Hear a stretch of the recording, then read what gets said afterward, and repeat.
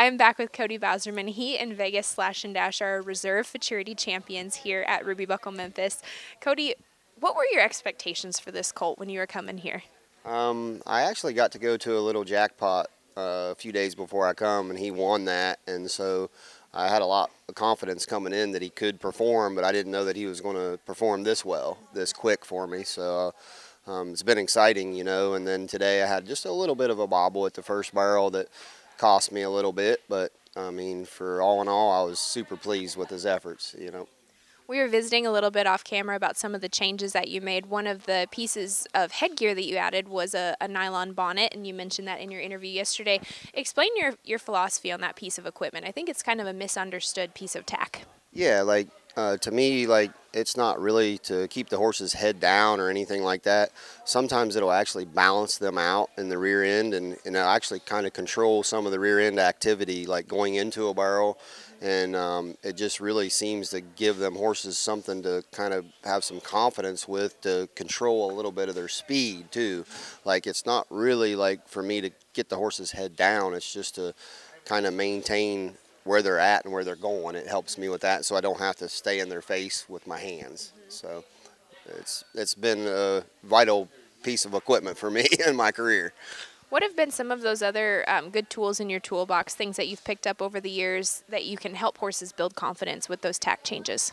Yeah, I think definitely certain bits, and like, I'm not a big fancy bit person, but I'm starting to branch out and see that the bits are a big part of it nowadays. Like, where before we just had a few different bits we used, and we trained on the horses, and I still do, but definitely the bits have changed a bunch over the time.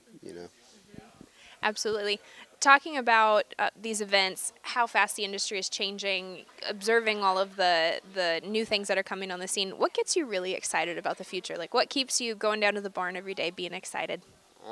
Trying to win. That's the main goal, but still, just the aspects of how this has changed the industry. It definitely keeps you motivated. You know that these events are coming, and it's a good chance for us riders to actually have some good money in our pockets for a change, and so that definitely motivates me. And then, you know, riding some of the nicer colts keeps you motivated. Yeah. When you have some that are not so nice, and you're working with them, it's a struggle. But when you have a couple nice colts like I have right now, it's fun. It's enjoyable. What are the things, maybe as far as feel or conformation or just those key indicators that those great horses all seem to have in common? Um, Mostly for me is they actually, the footwork in the horse seems to be similar, in some ways, and they use themselves probably a little bit, on their rear end and stuff, and kind of can drag that leg, is what I say.